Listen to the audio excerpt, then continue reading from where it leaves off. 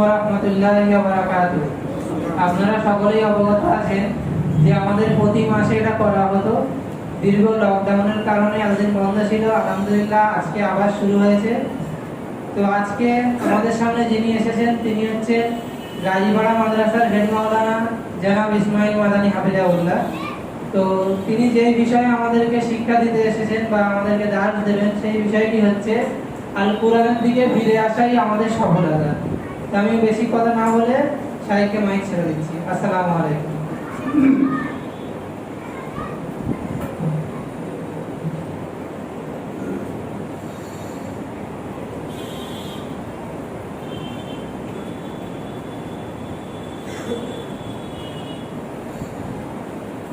السلام عليكم ورحمة الله وبركاته. الحمد لله نحمده ونستعينه ونستغفره ونعوذ بالله من شرور أنفسنا ومن سيئات أعمالنا. من يهده الله فلا مضل له ومن يضلل فلا هادي له. وأشهد أن لا إله إلا الله وحده لا شريك له وأشهد أن محمدا عبده ورسوله. أما بعد فإن خير الحديث كتاب الله وخير الهدي هدي محمد صلى الله عليه وسلم وشر الأمور محدثاتها وكل محدثة بدعة وكل بدعة ضلالة وكل ضلالة في النار. أعوذ بالله من الشيطان الرجيم. الذين آمنوا وتطمئن قلوبهم بذكر الله ألا بذكر الله تطمئن القلوب. وقال الله عز وجل في موضع آخر إنا نحن نزلنا الذكر وإنا له لحافظون. সম্মানিত মুসলিম সমাজ, আল্লাহ লাখ কোটি শুকরিয়া যে আমরা আল্লাহ রাব্বুল আলামিনের নির্ধারিত ফরজ কাজ আদায় করার পরে আমরা কিছু সময়ের জন্য দিনের কিছু শিক্ষা অর্জন করার লক্ষ্যে এখানে একত্রিত হয়েছি।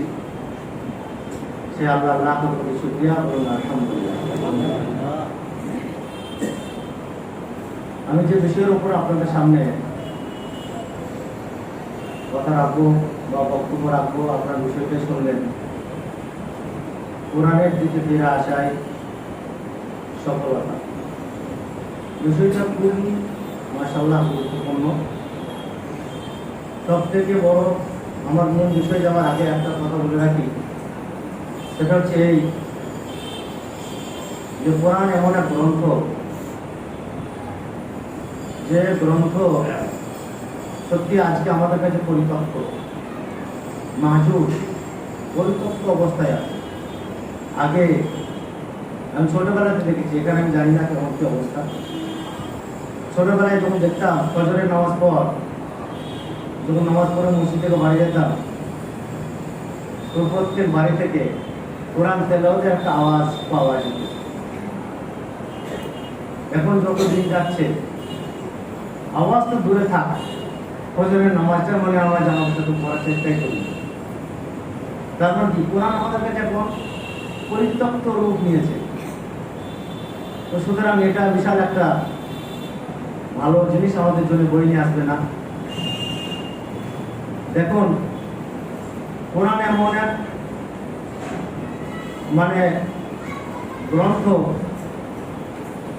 যে আপনি যে দিকে বিচার করবেন কোরআন কিন্তু সেই দিকটাই। আপনি যদি সাহিত্যের দিকটা নেন, সাহিত্য ব্যাকরণ দিকটা যদি নেন, সেটাও কিন্তু বড় বড় কবি সাহিত্যিক এখানে পেলেও আল্লাহ কোরআনে ঘোষণা দিয়েছেন জাতীয় কণ্ঠে কুলফাতু বিসূরাতিন মিন মিথলি, তোমরা যদি সমর্থ রাখো, শক্তি রাখো, তাহলে এগুলো সূরা নিয়ে আসো। আমরা জানি, আমাদের মাথায় আছে যে আল্লাহ রাসূল সাল্লাল্লাহু আলাইহি সাল্লাম আসার পূর্বে, নবুয়তের পূর্বে আমরা ওই যুগটা কি বলতাম? জাহিলিয়াতের যুগ, তাই না? ঠিক ভুল বলছি না? ঠিক বলছি, জাহিলিয়াতের যুগ বলতাম। বা বলি কোন দিক দিয়ে বলি আমরা? অশিক্ষার দিক দিয়ে না শিক্ষার দিক দিয়ে? কোন দিক দিয়ে? অশিক্ষার দিক দিয়ে, তাই তো নাকি? আমার উত্তর দেন। অশিক্ষার দিক দিয়ে। কথা কিন্তু ভুল। আমার সাথে উত্তর দেবেন, আমি যেটা চাচ্ছি। বড় বড় পণ্ডিত, মানে আল্লাহ নবদ প্রাপ্তের পূর্বে বড় বড় পণ্ডিত জন্মগ্রহণ করেছিলেন। বড় বড় পণ্ডিত, ছোটখাটো না। এত মানে তাদের শিক্ষা ছিল, মানে উচ্চ শিক্ষা, কল্পনা করতে পারবেন না আপনি। তারপরেও সেই যুগটাকে আমরা কেন বলি অন্ধকারচ্ছন্ন যুগ? কারণটা কি? তারপরে শিক্ষা ছিল কিন্তু আদর্শ শিক্ষা ছিল না। শিক্ষার অভাব ছিল। তার একটা দৃষ্টান্ত দিই। হাসান বিন সাবিত রাদিয়াল্লাহু আনহু তিনি তখন মুসলমান হননি। আরবে এখন আছে চাল। আমার দীর্ঘ 19টা বছর আরবে কেটেছি।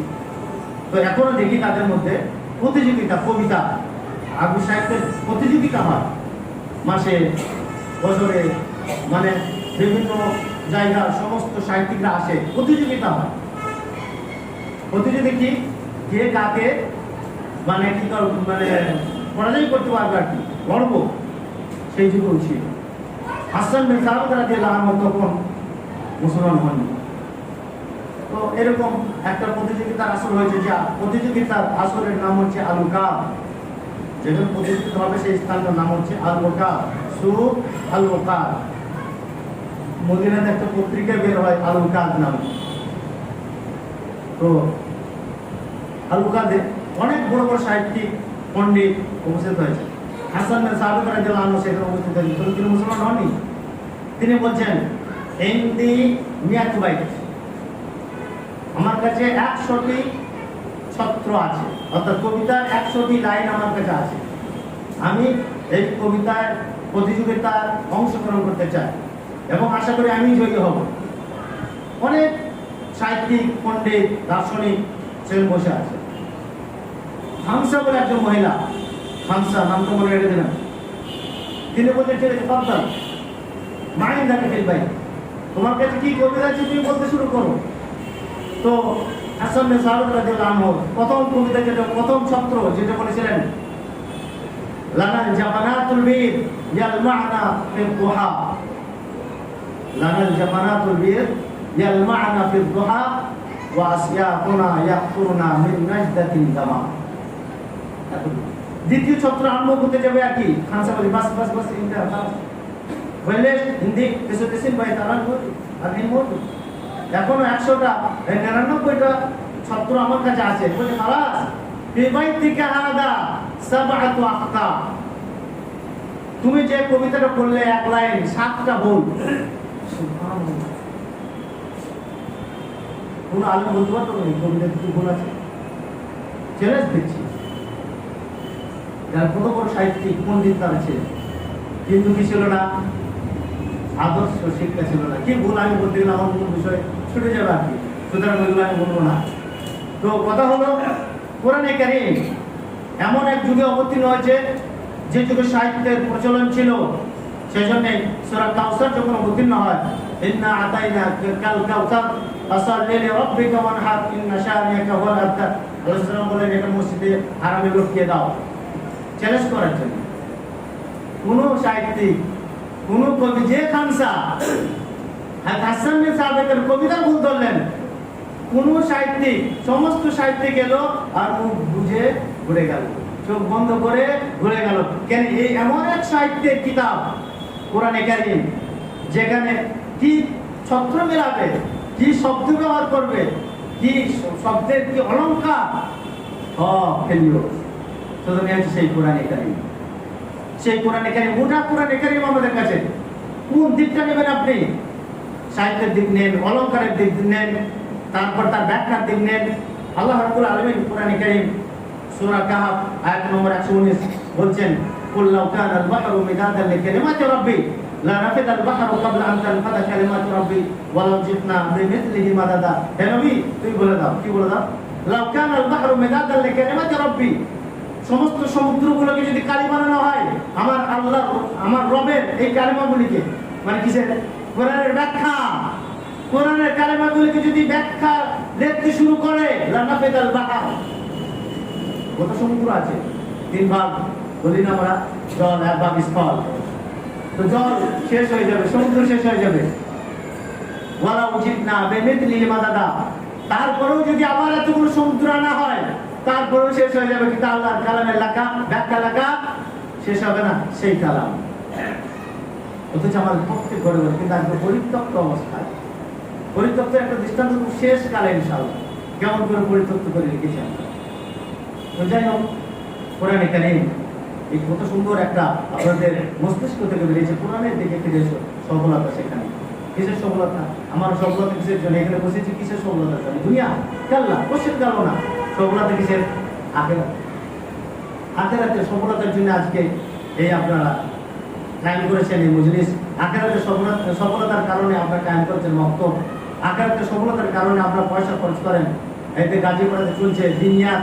কিসের জন্য? শুধু আখিরাত পাওয়ার জন্য, জান্নাত পাওয়ার জন্য, জাহান্নাম থেকে মুক্তির জন্য, কবরের আযাব থেকে মুক্তির জন্য।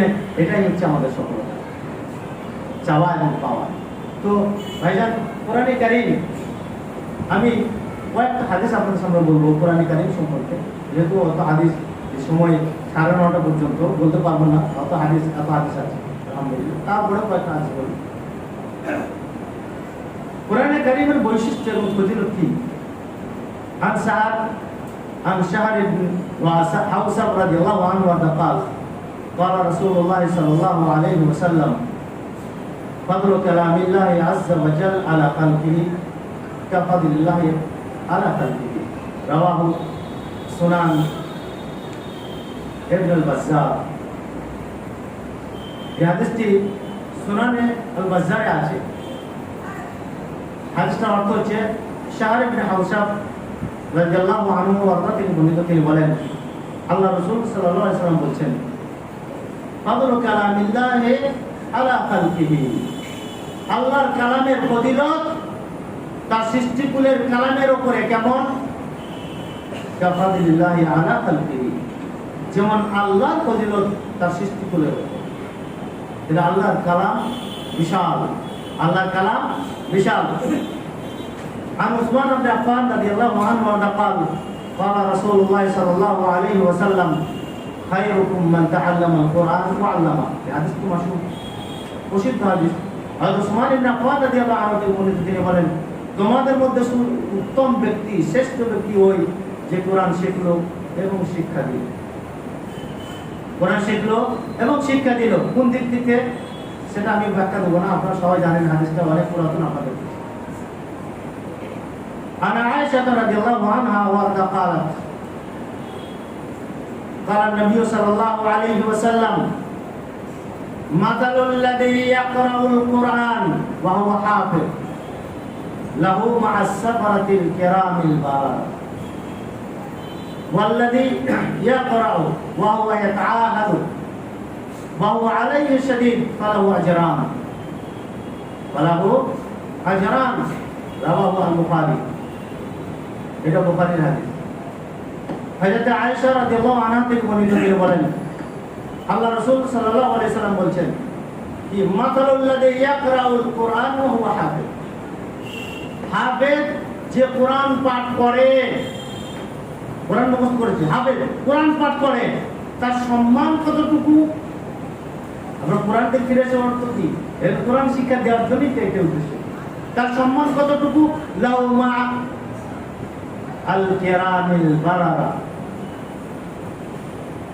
সম্মানিত লেখক ফেরেশতা মণ্ডলী তাদের যেমন সম্মান, সেই সমতুল্য সম্মান যারা কোরআনের হাফেজ,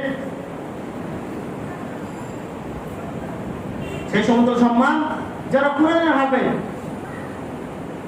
ওয়াল্লাযী ইয়াকরাউ ওয়া হুয়া ইয়াতাআহাদু ওয়া হুয়া আলাইহি শাদীদ, আর ওই ব্যক্তি যে কোরআন পড়ে, বারবার কোরআন পড়ে, মানে কোরআন মুখ থেকে বের হচ্ছে না, শব্দ উচ্চারণ হচ্ছে না, কিন্তু বারবার কোরআন পড়ে, ওয়া হুয়া আলাইহি শাদীদ, তারপরে কষ্ট বের হচ্ছে না, আবার আয়াত বের হচ্ছে না, শব্দ, ফালাহু আজরান, তাকে ডবল সওয়াব দেওয়া হয়, ডবল সওয়াব দেওয়া হয়, মানে কোরআনের উপরে। অনেকটা রওয়ায়াত আছে আনাস ইবনে মালিক রাদিয়াল্লাহু আনহু قال قال رسول الله صلى الله عليه وسلم إن لله أهلين من الناس قالوا يا رسول الله من هم قال هم أهل الله أهل القرآن وخاصته হযরত আনাস ইবনে মালিক রাদিয়াল্লাহু আনহু থেকে বর্ণিত তিনি বলেন আল্লাহ রাসূল সাল্লাল্লাহু আলাইহি সাল্লাম বলেন এই দুনিয়াতে মানুষদের মধ্যে কিছু মানুষ আল্লাহর পরিজন মানে আল্লাহ পরিজন মানে কি আত্মীয় আল্লাহ আত্মীয় সব মানুষ না আল্লাহর পরিজন দুনিয়াতে কিছু মানুষ قالوا يا رسول الله من هم আল্লাহ রাসূল সাল্লাল্লাহু বলেন আল্লাহ রাসূল সাল্লাল্লাহু সাহাবায়ে কেরাম বলেন হে আল্লাহর রাসূল তারা কারা আল্লাহ রাসূল বলেন হুম আহলুল কুরআন আহলুল্লাহ যারা কোরআনে কারীম তেলাওয়াত করে তারা আল্লাহর পরিজন আল্লাহর আত্মীয় তারাই আল্লাহ মানে খাস মানে কি খাস সুতরাং কোরআনে কারীম তেলাওয়াত করলে তাহলে আল্লাহ কি হন খুশি হন আল্লাহ বলেন তারা আমার আত্মীয় তারা আমার পরিজন কিন্তু আমরা কোরআনে কারীম শিক্ষা তো দূরে থাকি তেলাওয়াত করি না বাড়িতে বসে অনেক কথা হচ্ছে নুজুলুল মালাইকা ইনদা ইজতিমা লিতিলাওয়াতি কালামিল্লাহ আযজা ওয়া জাল্লা যেখানে কোরআনে কারীম পাঠ করা হয় সেখানে আল্লাহর ফেরেশতা মণ্ডলী অবতীর্ণ করে সেখানে ফেরেশতা মণ্ডলী অবতীর্ণ হয় আনে আবু হুরায়রা রাদিয়াল্লাহু আনহু قال قال رسول الله صلى الله عليه وسلم وما اجتمع قوم في بيت من بيوت الله يتلون كتاب الله ويتدارسونه بينهم إلا نزلت عليهم السكينة وغشيتهم الرحمة وحفتهم الملائكة وذكرهم الله في من عنده رواه البخاري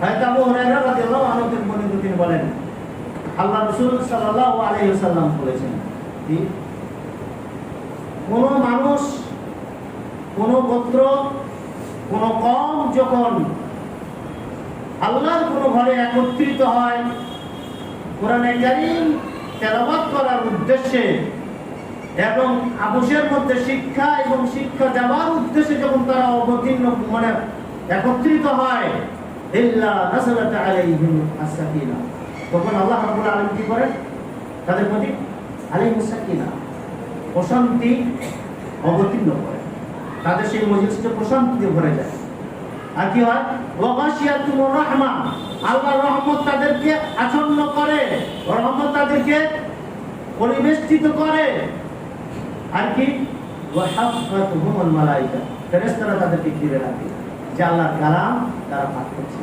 আল্লাহর কালাম তারা শিক্ষা করছে আল্লাহর কালাম তারা শিক্ষা দিচ্ছে এজন্য ফেরেশতারা তাদের ঘিরে রাখে তার কত সম্মান আর কি সম্মান ওয়া যাকারাহুমুল্লাহু ফিমান ইনদা এবং আল্লাহর কাছে অগণিত ফেরেশতা আছে আল্লাহর নিকটে যে ফেরেশতা আছে তাদের কাছে আল্লাহ বলেন দেখো আমার বান্দা কি করছে তাদের কথা উল্লেখ করে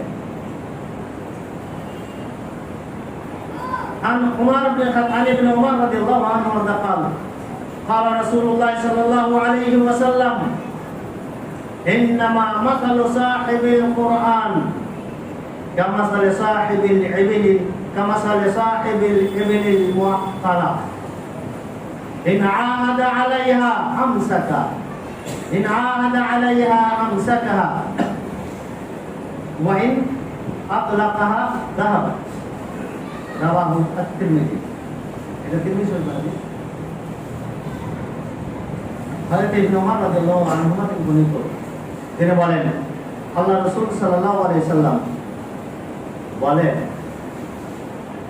ইন্নামা মাসালু সাহিবিল কুরআন যারা কোরআন তেলাওয়াত করে কোরআন মুখস্থ করে কোরআন পাঠ করে তাদের দৃষ্টান্ত কেমন কাসাহিবিল ইবলিল মুআক্কালা ওই উটের মালিক যেটা উটটাকে বেঁধে রেখেছে যেটা উটটাকে বেঁধে রেখেছে ওই উটের মালিকের ন্যায় ইন আলাহাদা আলাইহা আমসাকাহা যদি উটের মালিক তার উটটাকে বেঁধে রাখে তাহলে সে থাকবে তার জায়গাতে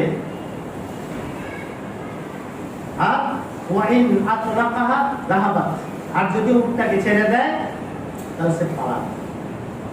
মুসলিম শরীফের একটা রওয়ায়াত এসেছে, আল্লাহ রাসূল সাল্লাল্লাহু আলাইহি ওয়াসাল্লাম বলেন, ফাওয়াল্লাযী নাফসি বিয়াদি লাহু আশাদ্দু তাফাল্লুতাম মিনাল ইবলি ফি উকুলিহা, আল্লাহর কসম যার হাতে আমার প্রাণ, এই কোরআনের থেকেও দ্রুত গতিতে কোরআন পালাবে মানুষের কাছ থেকে, যদি সেটাকে সংরক্ষণ না করে, পড়াশোনা না করে, আলোচনা না করে।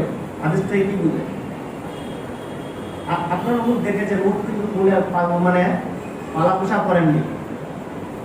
আর একটা নিয়ম হচ্ছে যে উট এমন এক পশু, 10 বছর যদি আপনি একটা জায়গাতে তাকে বেঁধে রেখে দেন,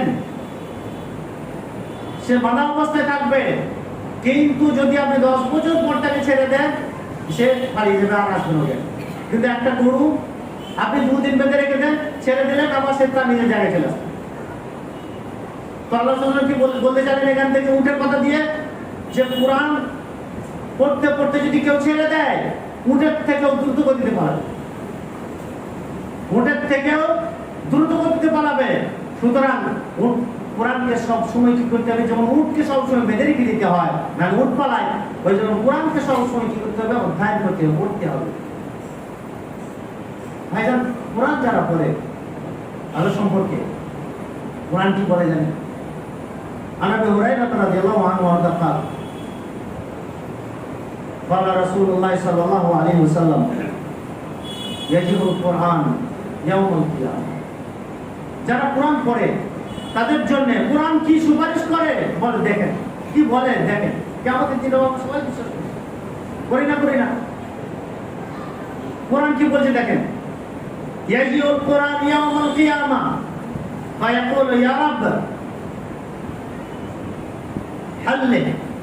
হযরত আবু হুরায়রা রাদিয়াল্লাহু আনহু থেকে বর্ণিত, তিনি বলেন আল্লাহ রাসূল সাল্লাল্লাহু আলাইহি সাল্লাম বলেন, কিয়ামতের দিন কোরআন আসবে, মানে কোরআনকে আসার শক্তি দেবেন আল্লাহ রাব্বুল আলামিন। আল্লাহ তখন কি বলবেন? কোরআন তখন কি বলবে? ফায়াকুল ইয়া রাব, হে আল্লাহ, হাল্লে, এ আমাকে যে অধ্যয়ন করতো, এই কোরআন মোতাবেক এই লোকটা আমল করতো, এই কোরআনের পাঠক, কোরআনের আমলকারী, সুতরাং একে আজকে কি করো, অলংকার পরাও, অলংকার। কোরআন সুপারিশ করবে, কোরআন বলবে অলংকার পরিধান করবে। ফায়ুলবাসু তাজাল কারামা, তাজাল কারামা। তো তাকে কি পড়ানো হবে? আল্লাহ রাব্বুল আলামিন তাকে পড়িয়ে, মানে তাকে পড়ানো হবে, কি পড়ানো? তাজাল কারামা, সম্মানিত মুকুট তার মাথায় পরিয়ে দেওয়া হবে। সম্মানিত মুকুট তার মাথায় পরিয়ে দেওয়া হবে, যে কোরআন অধ্যয়ন করে, কোরআন পড়ে, কোরআন তেলাওয়াত করে। তারপরে কোরআন বলবে সুম্মা ইয়াকুল ইয়া রাব জিদ, জিদ। তখন কোরআন আবার বলবে আল্লাহ আরো বাড়িয়ে দাও। ফাইলবাসু হুল্লাতা আল কিরাম, তখন তাকে সম্মানিত পোশাক পরিয়ে দেওয়া হবে। কেউ পোশাকে থাকবে না, কেউ পোশাক পরিধান করবে না, সবাই উলঙ্গ থাকবে, কিন্তু পড়বে কে? সাহেবুল কোরআন। তারপরে কোরআন বলবে কি? সুম্মা ইয়াকুল ইয়া রাব, তারপর বলবে কোরআন ইরদা আনহু, হে আল্লাহ, তুমি এর উপরে তুমি সন্তুষ্ট হও, এই কোরআন কারীর উপরে, যে কোরআন পড়তে উপর তুমি সন্তুষ্ট হও। ওয়াইয়ারদা আনহু, আল্লাহ তার উপর সন্তুষ্ট হয়। তারপরে বলা হবে ফায়ুকালু লাহু, তারপরে বলা হবে ইকরা, আবার তুমি কোরআন পড়ো, পড়তে এবং চড়তে থাকো। ওয়া উযাদ বিকুল্লি আয়াতিন হাসানা, এবং তোমার যত আয়াত হবে প্রত্যেকটি আয়াতে তোমার মর্যাদা উন্নতি করা হবে, পদোন্নতি করা হবে, বাড়িয়ে দেওয়া হবে। ভাইজান, কোরআন যদি কেউ পড়ে, মৃত্যুর পরেও, আখিরাতে এবং মৃত্যুর পরে আপনাকে মহান জায়গায় কোরআন স্থান দেবে। عن عبد الله بن عمرو رضي الله عنه قال قال رسول الله صلى الله عليه وسلم يقال لصاحب القرآن اقرأ ওয়ারতে ওয়ারাত্তিল কামা কুনতা তুরাত্তিল ফিদ দুনিয়া ফাইন্না মানজিলাতাকা ইনদা আখির আয়াতিন তাকরাউহা। রাহু আত-তিরমিজি, এটা তিরমিজি শরীফের হাদিস। হযরতে এবং মুসনাদ আহমদ হাদিসটা আছে। হযরত আব্দুল্লাহ বিন আমর রাদিয়াল্লাহু আনহু থেকে বর্ণিত, তিনি বলেন কিয়ামতের দিনে কোরআন পাঠকারীকে বলা হবে, কি বলা হবে? ইকরা, কোরআন পড়ো। ওয়ারতে, চড়তে থাকো। ওয়ারাত্তিল, এবং যেভাবে তারতিলের সাথে আস্তে আস্তে কোরআন পড়তে তুমি দুনিয়াতে সেইভাবে পড়ো আর চড়তে থাকো। কামা তুরাত্তিল ফিদ দুনিয়া, যেভাবে তুমি দুনিয়াতে পড়তে। ফাইন্না মানজিলাতাকা ইনদা আখির আয়াতিন তাকরাউহা, কেন তোমার স্থান ওখানেই হবে যেখানে তোমার আয়াতটা শেষ হবে। স্তব, উঁচুতে উঠতে থাকো, পড়ো আর উঁচুতে উঠতে থাকো, যেখানে তোমার আয়াত শেষ ওটাই তোমার স্থান জান্নাতে। যেখানে তোমার আয়াত শেষ ওটাই তোমার স্থান জান্নাতে। তো ভাইজান, কোরআনে কারীম আমরা জানি কিয়ামত হবে, জানি না বিশ্বাস করি না কিয়ামতের দিন যখন হবে কেউ কারো সুপারিশ করবে না। আছে? মা করবে, বাপ করবে, বেটা করবে, ভাই করবে। যে বেটার জন্য, স্ত্রীর জন্য আপনি দিন রাত এত খাটছেন, যাদের জন্য মানে রক্তটা পানি করছেন, যারা বাইরে থেকে এসে তারা কাজ করছে স্ত্রীর মুখে দুটো ভাত পৌঁছে দেওয়ার জন্য, ছেলেদের মুখে দুটো খাবার পৌঁছে দেওয়ার জন্য নিজের যৌবনকে কোরবানি করছেন কাজের মাধ্যমে, তারা কি আমাদের দিনে আপনার সাহায্য করবে কিছু? আল্লাহ বলছেন কোরআনে, ইয়াউমা ইয়াফিরুল মার'উ মিন আখিহি, কিয়ামতের যখন দিন হবে ভাই ভাইকে দেখে পালাবে, ওয়া উম্মিহি, মাকে দেখে বেটা পালাবে, ওয়া আবি, বাপ পালাবে বেটাকে দেখে, বেটা পালাবে বাপকে দেখে, ওয়া সাহিবাতিহি, স্ত্রী যার জন্য আপনি জীবনকে কোরবানি করতেছেন এখানে, সাহেবাতি, স্ত্রীও পালাবে, বলে আমার কোনো স্ত্রী স্বামী ছিল না, ছেলে বলবে আমার কোনো বাপ ছিল না, বাবানি, সন্তানরা বলবে আমার কোনো বাপ ছিল না। লিকুল্লি মিনহুম ইয়াউমাইদিন শাআনুন ইউগনি, সেদিন শুধু সকলেই বলে আমার কি হবে।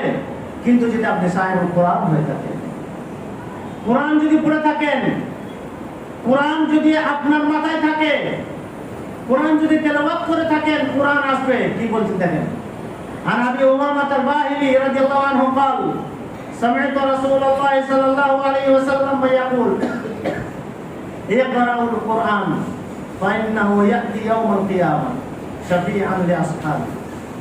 হযরত আবু উমামা আল-বাহিলি রাদিয়াল্লাহু আনহু থেকে বর্ণিত, তিনি বলেন আল্লাহ রাসূল সাল্লাল্লাহু আলাইহি সাল্লাম বলেছেন, ইকরাউল কোরআন, তোমরা কোরআন পড়তে থাকো, কোরআন পড়ো, পড়তে থাকো, ফাইন্নাহু শাফিআন লিআসহাবি ইয়াউমাল কিয়ামা, কারণ যে কোরআন পড়ে, এই কোরআন পাঠকারী হয়ে, সুপারিশকারী হয়ে কোরআন আসবে কিয়ামতের দিন। কি বলবে? আল্লাহ আমার সুপারিশ গ্রহণ করো, ইসফা তুশাফা। কোরআন বল, আল্লাহ বলবেন ঠিক আছে তুমি সুপারিশ করো, তোমার সুপারিশ গৃহীত হবে। বলে আল্লাহ একে রাত জাগিয়েছিলাম, রাত্রে ঘুমাতে দিনে তোমার কালাম পাঠ করেছিল, আমাকে তেলাওয়াত করেছিল, সুতরাং আমার সুপারিশ গ্রহণ করো এবং একে জান্নাতে দাও। আল্লাহ গ্রহণ করবে। আর একটা হাদিস আছে, আনি নামাজ ইবনে আস-সামআন রাদিয়াল্লাহু আনহু قال سمعت رسول الله صلى الله عليه وسلم يقول يؤتى بالقرآن وأهله يوم القيامة الذين كانوا يعملون به في الدنيا تقدمه سورة البقرة وآل عمران فتحاجان لصاحبهما رواه البخاري। এটা বুখারীর হাদিস। হযরত নওয়াজ ইবনে সামআন রাদিয়াল্লাহু আনহু তিনি বলেন, আমি আল্লাহ রাসূল সাল্লাল্লাহু আলাইহি সাল্লামের কাছে শুনেছি, কি বলছেন? ইবতা বিল কুরআন ওয়া আলাইহি, কুরআন এবং কুরআনের পাঠককে কিয়ামতের দিনে একসাথে হাজির করা হবে। যারা দুনিয়াতে কোরআন তেলাওয়াত করত, কোরআন মোতাবেক আমল করত, একসাথে একত্রিত করা হবে। কোরআনকে যখন একত্রিত করা হবে, তাকদামু সূরাতুল বাকারা ওয়া আল ইমরান, কোরআনের মধ্যে সর্বপ্রথম আগে আসবে সূরা বাকারা এবং আল ইমরান। ফাতুহাজ্জানি লিসাহিবিহিমা, দুজনেই আল্লাহর সাথে কি করবে? বিতর্কে জড়িয়ে যাবে। সূরা বাকারা এবং সূরা আল ইমরান হলো, আল্লাহ আমি ঘুমাতে দিনে আল্লাহ আমাকে পাঠ করেছিল, আল্লাহ আমার পাঠ করার পরে কোরআন মোতাবেক আমল করেছিল, সুতরাং আমরা যা বলবো তোমাকে শুনতে হবে, তোমাকে গ্রহণ করতে হবে, এটা তুমি জানাতে দাও। কেউ থাকবে রেসিপি, কে থাকবে কোরআন। সুতরাং ভাইজান একটা হাদিস আছে আন ইবনে আব্বাস রাদিয়াল্লাহু আনহুমা ওয়া قال قال رسول الله صلى الله عليه وسلم ان الذي ليس في جوفه شيء من القران كالبيت الخرب رواه ابو داود رواه الترمذي الترمذي শরীফ হাদিস। হযরত আব্দুল্লাহ ইবনে আব্বাস রাদিয়াল্লাহু আনহুমা থেকে বর্ণিত তিনি বলেন আল্লাহ রাসূল সাল্লাল্লাহু আলাইহি সাল্লাম বলেছেন ইন্নাল লাযী লাইসা ফি জাওফি শাইউন মিনাল কুরআন, যার পেটে কোরআন নেই, যার পেটে কোরআন নেই তার পেটটা কেমন? কালবাইতুল খালিদ, কালবাইতুল খালিদ, পরিত্যক্ত ঘরের মতো। পরিত্যক্ত ঘরে কে থাকে? যে ঘরে কেউ বাস করে না। কে বাস করবে? সেই ঘরটা সাপ বাস করবে, বিচ্ছু বাস করবে, পোকামাকড় বাস করে, কীট পতঙ্গ বাস করে। তো যার পেটে কোরআন নেই তার পেটটা ওই রকম, কীট পতঙ্গ বাস করবে, খারাপ জিনিস বাস করবে। আপনারা কি চান যে আমার পেটটা ওই রকম হোক, কীট পতঙ্গ বাস করুক? কি চান বলেন? বলেন চাই না ইনশাআল্লাহ। সুতরাং কোরআন পাঠকারী সম্পর্কে আর দুটো হাদিস বলো মাত্র, যেহেতু সময় প্রায় শেষ। عن ابي هريره رضي الله عنه قال قال رسول الله صلى الله عليه وسلم ان مما يلحق به المؤمن من عمله وحسناته بعد موته علما علمه ونشره وولدا صالحا تركه ومصحفا ورثه أو مسجدا بناه أو بيتا لابن السبيل بناه أو نهرا أجراه أو صدقة أخرجها من ماله في صحته فيلحقه بعد موته رواه ابن ماجه। এটা ইবনে মাজার হাদিস, হাদিস সংখ্যা 242। হযরত আবু হুরায়রা রাদিয়াল্লাহু আনহু থেকে বর্ণিত, তিনি বলেন আল্লাহ রাসূল সাল্লাল্লাহু আলাইহি সাল্লাম বলেছেন ইন্না মিম্মা ইয়ালহাকু আল মুমিন, মৃত্যুর পর মুমিনের আমল এবং ভালো কাজগুলি সংযুক্ত হতে থাকে। মৃত্যুর পরেও মুমিন যে ভালো কাজ করে গেছে দুনিয়াতে, আপনি যদি ভালো কাজ করে যান, আমি যদি ভালো কাজ করে যাই, তো মৃত্যুর পরে আমার আমল এবং আমার ভালো কাজ সংযুক্ত হতে থাকে। যেমন কি ইলমান আল্লামাহু, আপনি যদি কাউকে জ্ঞান শিক্ষা দিয়ে থাকেন, এই জ্ঞান শিক্ষা যতদিন পৃথিবীতে থাকবে ততদিন আপনার কবরে আপনার আমলনামায় নেকি বর্ধিত হতে থাকবে। আর কি ওয়ালাদান সালিহান তারাকাহু, এটাই হচ্ছে কোটি টাকার প্রশ্ন লেখা। যদি আপনি সৎ সন্তান ছেড়ে যান তাহলে সেই সন্তান ছেড়ে যাওয়ার কারণে আপনার কবরে নিকে পৌঁছাতে থাকবে। তো সন্তান কি করবে আপনার জন্য? সন্তান আপনার জন্য কি করবে? দোয়া করবে, তাই না? আর যদি খারাপ সন্তান ছেড়ে যান তাহলে কি হবে? কি পৌঁছাবে কবরে? একজন একটা হাদিস আছে আবু হুরায়রা রাদিয়াল্লাহু আনহু থেকে, আন আবু হুরায়রা রাদিয়াল্লাহু আনহু قال হাদিসটা তরজমা করে করছেন বাকিটা। قال رسول الله صلى الله عليه وسلم ان الله لا يرفع الدرجه للعبد الصالح في الجنه فيقول يا رب أن لي هذه فيقول لاستغفار ولدك। কিয়ামতের দিনের পরে জান্নাত জাহান্নাম। তো আল্লাহ রাসূল সাল্লাল্লাহু আলাইহি ওয়াসাল্লামকে স্বপ্নে দেখা হলো জান্নাতে কিভাবে যাবে মানুষ, জান্নাতে এক স্তর থেকে আর এক স্তরে কিভাবে উঠবে। জান্নাতের স্তর আছে 8টা, নিম্ন স্তরের জান্নাত, তারপরে তারপরে তারপরে হাই লেভেলের জান্নাত আছে। তো এক লোক নিম্ন স্তরে জান্নাতে গেছে, তাহলে স্বপ্নে দেখা হলে এভাবে হবে। নিম্ন স্তরের জান্নাত থেকে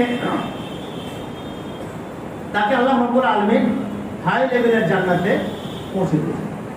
যখন হাই লেভেলে জান্নাতে পৌঁছে গেছে, তখন এই লোকটি আল্লাহ বলছে, ইয়া রব আদনালি হাদিহি, আমি তো নিম্ন স্তরে জান্নাতে ছিলাম, তো উচ্চ স্তরে জান্নাতে এলাম কি করে? তখন আল্লাহ রাব্বুল আলামিন বলবেন, বিস্তিগফারি ওয়ালাদিকা লাক, তোমার সন্তান তোমার জন্য ক্ষমা প্রার্থনা করেছিল আমার কাছে, সেই ক্ষমা প্রার্থনা করার কারণে তোমার এই লাভ। তার সন্তান যদি সুসন্তান ছেড়ে যায়, তবেই না আমার কবরে গিয়ে আল্লাহুম্মা ইগফির লিওয়ালিদাইনা ওয়ারহামহুমা কামা রাব্বুনা সাগীরা পাঠ করবে, তাই না? আর যদি সুসন্তান ছেড়ে যায় কি করবে? নেকি পৌঁছাবে না? কি পৌঁছাবে? আপনি বিচার করুন, নেকির বেলায় নেবেন আর পাপের বেলায় নেবেন না। নেকির বেলায় নেবেন আর পাপের বেলায় নেবেন না। সুতরাং সুসন্তান, অন্য একটা হাদিস আছে, ইদা মাতাল ইনসান ইনকাতা আনহু আমালুহু ফি ইল্লা মিন সালাসাতিন, ইল্লা মিন সাদাকাতিন জারিয়া আও ইলমিন ইনতাফাউ বিহি আও ওয়ালাদিন সালিহ ইয়াদউ লাহু। এখানে বলেনি তুমি তোমার ছেলে তোমার জন্য টাকা দান করবে, তোমার ছেলে তোমার জন্য এই দান করবে, সেগুলো পৌঁছাবে। কি বলা হচ্ছে? তোমার সন্তান যদি সুসন্তান ছেড়ে যাওয়া, সে যে দোয়া করে, দোয়াটা আল্লাহর সব থেকে দান ধন দৌলত দান করার থেকে সব থেকে আল্লাহর কাছে প্রিয় কোনটা? দোয়া। সুতরাং সুসন্তান যদি ছেড়ে যেতে পারি আমরা, তাহলে সেটা আমার কবরে যাবে। আর কি? ওয়া মুসহাফান ওয়ারাসাহু, যদি কোরআন ছেড়ে যান, কোরআনকে কাউকে ওয়ারিস বানিয়ে যান, তাহলে কোরআন, সেই কোরআনটা যতদিন থাকবে আপনার কবরে নিয়ে পৌঁছাতে থাকবে। আমি সৌদি আরবে একদিন আছি মসজিদে, তো এক সৌদি আমার সাথী বলতে আমার কলিগ অফিসে, এসে বলছে, ভাই আমার এই মুখস্থটা একবার শুনে। সৌদি আরবে তো সব যারা হজ করেছেন আমরা জানেন, জায়গায় জায়গায় কোরআন রাখা থাকে, তাই হ্যাঁ কি না? এরকম আমি একটু কোরআন নিয়ে বলছি, ঠিক আছে একরা তুমি বলো, আমি শুনছি। বলছে, না আদারাইজ এটা না, তোমার পকেট থেকে একটা কোরআন বার করছে। বলছে, এটা আপনি দেখেন আর আমি পড়ি। বলছে, কেন? বলছি, এটা আমার বাবা আমাকে ওয়ারিস সূত্রে দিয়ে গেছে। এর নাম হচ্ছে কোরআন। আও মুসহাফান ওয়ারাসাহু, তারপরে কি বলছেন? আও মসজিদান বানাহু, মৃত্যুর পর আপনার কবরে পৌঁছাতে যাবে কি কোনো মসজিদ বানিয়ে দিলেন, কিংবা কোনো এতিমখানা বানিয়ে দিলেন, কিংবা কোনো মুসাফিরদের কোনো ঘর বানিয়ে দিলেন, কিংবা রাস্তা জনসাধারণের জন্য নল বা টিউবওয়েল বা কুয়া মানে করে দিলেন, যাতে করে জনসাধারণ সেখানে কি হয়? উপকৃত হয়। কিংবা আপনি আপনার জীবদ্দশায় সুস্থ অবস্থায় আপনার মান থেকে আল্লাহর রাস্তায় বাদ করে গেলেন। কি অবস্থায়? সুস্থ অবস্থায়, অসুস্থ না। অসুস্থ সময় সবাই মরণের ভয় করে, তাই না? অসুস্থের দাম আলাদা, সুস্থ অবস্থায় দাম আলাদা। অতএব সুস্থ অবস্থায় যে দানটা আপনি করেছেন আল্লাহর ভয়ে, সেই দানের সওয়াব কতদিন পর্যন্ত পান? মৃত্যুর পরেও পেতে থাকবেন, মৃত্যুর পরেও পেতে থাকবেন। সুতরাং ভাইজান, কোরআন কারীম সম্পর্কে আমরা গুটি কয়েক হাদিস আপনার সামনে রাখলাম। কেন কোরআন কারীমকে পড়তে হবে? কেন? কোরআন কারীমের ভেতর কি আছে? আপনি কোরআন কারীম যত তেলাওয়াত করবেন, যতবার পাঠ করবেন, তত আপনার কি লাগবে? একটা স্বাদ, একটা ভক্তি, একটা আনন্দ যদি আপনার ভেতর জাগ্রত হয়, তাহলে আপনি কোরআনের স্বাদ পেলেন। আর যদি স্বাদ বা আনন্দ, কোরআন তেলাওয়াত করছেন কিছুই পাচ্ছেন না, তাহলে জানতে হবে আপনার ঈমান কোরআনের প্রতি নেই। আপনার ঈমান কোরআনের প্রতি নেই। আপনি কেমন? যেমন একটা পেপার পড়লে যেমন স্বাদের টেস্ট দরকার পড়ে, কেমন কোনো কেসা কাহিনী পড়লে কোন দরকার পড়ে না, এরকম কোরআনে কারীম তেলাওয়াত করার পরে যদি বারবার পড়তে মন যায়, তবে জানতে হবে আপনার ঈমান আছে কোরআনে। একটা দৃষ্টান্ত দিয়ে আমি আমার আয়াতগুলো একটা তর্জমা করি। দৃষ্টান্ত হচ্ছে এক বান্দা, ও তিনটে ছেলে, 2 ছেলে 1 মেয়ে, তার স্ত্রী আর সে, মোট 5 জনই সংসার। সংসারে গেছে, এবারে কেউ সংসার অভাব অনটন দেখা দিয়েছে, দুই ছেলেকে রেখে গেছে, মেয়েকে রেখে গেছে, স্ত্রীকে রেখে গেছে, বাইরে বিদেশে গেছে কাজ করতে। যখন বাইরে কাজ করতে যায় তখন কি বাড়ির লোকরা আনন্দিত হয় না? হয় না? হয় যে না, স্বামী আমার টাকা পাঠাবে, স্বামী করবে, স্বামী করবে। তো ঠিক আছে, যাওয়ার পরে প্রথম বেতন যেগুলো পেয়েছে, অনেক টাকা বেতন পেয়েছে, সেই প্রথম বেতনের টাকা চিঠিতে ভরে পাঠাচ্ছে বেটা। এখন চিঠি পাওয়ার পরে চিঠির ভেতর যে ময়লা, ওপরে যে ময়লা ছিল, সে ময়লাটা সাফ সুফ করে একটা ভালো সন্দুক কিনে এনে সন্দুকের ভরে ভেতরে চিঠিটা ভরে দিল। চিঠির ভেতরে কি আছে এটা দেখুন। দ্বিতীয় চিঠি এলো, এইভাবে দ্বিতীয় চিঠিও খুললো না, ধুলোবালি পরিষ্কার করে দিয়ে সন্দুকের ভেতরে ভরে দিল। এইভাবে চিঠি আসতে থাকে, চিঠি আসতে থাকে। 1 বছর গেল, 2 বছর গেল, চিঠি পাহাড় হয়ে গেল। 2 বছর পর বাড়ি এলো, টাকা পয়সা কামাই পাঠিয়েছে, টাকা পয়সা নিয়ে এসছে। তো বাড়িতে এসে দেখছে শুধুমাত্র ছোট ছেলে বাড়িতে, শুধুমাত্র ছোট ছেলে বাড়িতে আছে। এসে জিজ্ঞাসা করছে, কি বাবা তোর মা কে? তোর মাকে দেখছি না তো? বলছে আপনার কি বলবো, আপনি যাওয়ার পরে মা চরম অসুখ হয়েছে, কিন্তু আপনি জানেন আমাদের কোনো টাকা পয়সা নেই, টাকা পয়সা ছিল না, না থাকার কারণে ডাক্তার দেখাতে পারেনি, মা সেই রোগে আক্রান্ত হয়ে ইন্তেকাল করেছে। আমি প্রথম চিঠিতেই তো টাকা পাঠিয়েছিলাম, কেন চিঠিটা খুলে দেখোনি? তাহলে তোমার মায়ের ডাক্তার দেখাতে পারতে, কেন খুলোনি? দ্বিতীয় প্রশ্ন করলেন, আচ্ছা তোমার বোনকে দেখছি না, তোমার বোন কোথায়? তো বলছে বোন একজনের সাথে, মানে প্রেম প্রীতি বলেন যাই বলেন, পরে সে মস্ত উড়াচ্ছে, সে অন্য জায়গায় চলে গেছে, অন্য মাইন্ডের হয়ে গেছে। বলছে আমি দ্বিতীয় চিঠিতে লিখেছিলাম তোমার বোন হচ্ছে তোমাদের কাছে আমানত, তার যত্ন নিও এবং সুসন্তান যদি, কার ভালো সন্তান যদি পাও তার সাথে বিবাহ দেওয়ার চেষ্টা করবে। এটা পড়নি? বললে না, পড়া হয়নি। কেন বললে না? কেন বললে না? তাহলে আজকে আমার মেয়েটার এই দুর্গতি হতো না। আচ্ছা ঠিক আছে, তোমার বড় ভাইকে দেখছি না তো? বিষয়টা হচ্ছে আরবিতে আছে, আমি সংক্ষিপ্ত করে দেবো কথা বলতে। ওই তোমার ভাইকে দেখছি না তো? বড় ভাই বলছে, বড় ভাই মায়ের মৃত্যুর পর সে আর ব্রেনকে ঠিক রাখতে পারেনি, আমার সাথে কথা কাটাকাটি হতো মাঝে মাঝে, সে যে বাড়ি থেকে বেরিয়ে চলে গেছে। বলছে আমি দ্বিতীয় চিঠিতে লিখেছিলাম তোমরা 2 ভাই আপসের মধ্যে মিল মহব্বত করে থাকবে, সেটা পড়নি? বলে না, পড়া হয়নি। আমি পরিষ্কার করে সন্দুকের ভেতরে রেখে দিয়েছিলাম। ঠিক কোরআনকে আমরা পরিষ্কার পরিচ্ছন্ন করি,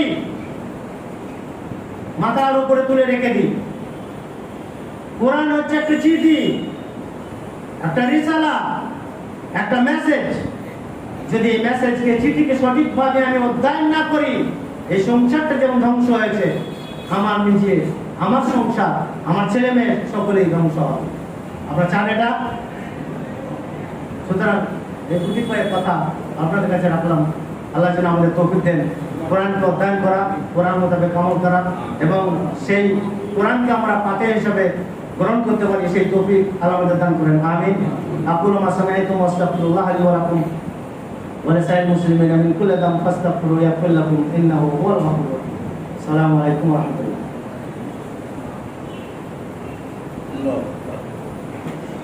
তবে এই সম্পর্কে যদি কারো কোনো প্রশ্ন থাকে করতে পারেন।